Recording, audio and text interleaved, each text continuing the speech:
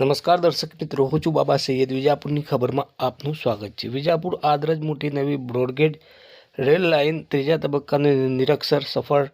સમાચાર વિગતવાર જાણીએ તો વેસ્ટર્ન રેલવેના અમદાવાદ મંડળ હેઠળ વિજાપુર આદરજ મોટી વચ્ચેની આશરે 40 કિલોમીટર લાંબી અને નવી બ્રોડગેજ લાઇનનું ત્રીજા તબક્કાનું નિરીક્ષણ એટલે કે CRS સફળતાપૂર્વક પૂર્ણ થયું છે. રેલ સુરક્ષા આયુક્ત, કમિશનર ઓફ રેલવે સેફ્ટી દ્વારા કરાયેલી આ તપાસમાં ટ્રેકની ગુણવત્તા, સિગ્નલિંગ સિસ્ટમ, બ્રિજ અને ઓવરહેડ ઇલેક્ટ્રિફિકેશન, સુરક્ષા ધોરણો તથા ટ્રેનની મહત્તમ સુરક્ષિત ઝડપની ચકાસણી સફળતાપૂર્વક કરવામાં આવી હતી.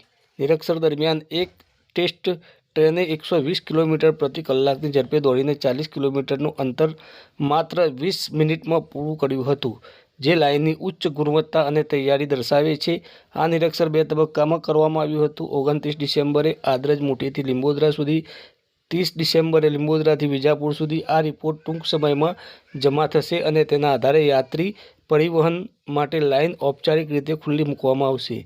આ પછી વર્ષોથી સૂના પડેલા વિજાપુર રેલવે સ્ટેશન પર મોટી ટ્રેનો દોડતી જોવા મળશે અને મીટર ગેજથી બ્રોડગેજમાં રૂપાંતરિત થયેલ આ રૂટ પર ઝડપી ટ્રેન સર્વિસ શરૂ થશે.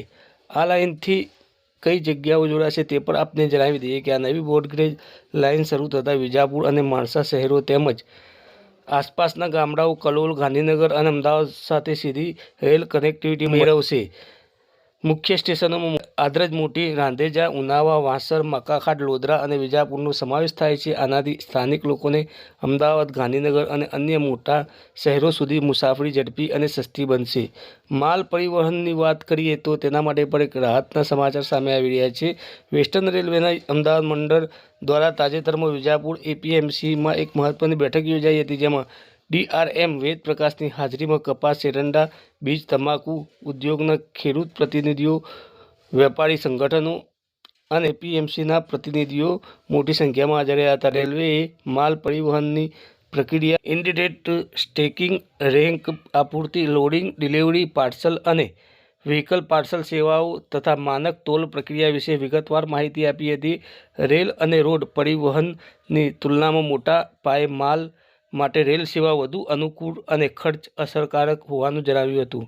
આનાથી વિજાપુરથી માલગાડી સેવા ટૂંક સમયમાં શરૂ થવાની શક્યતા છે, જે ખેડૂતો અને વેપારીઓ માટે ખૂબ જ રાહતરૂપ બની શકે છે.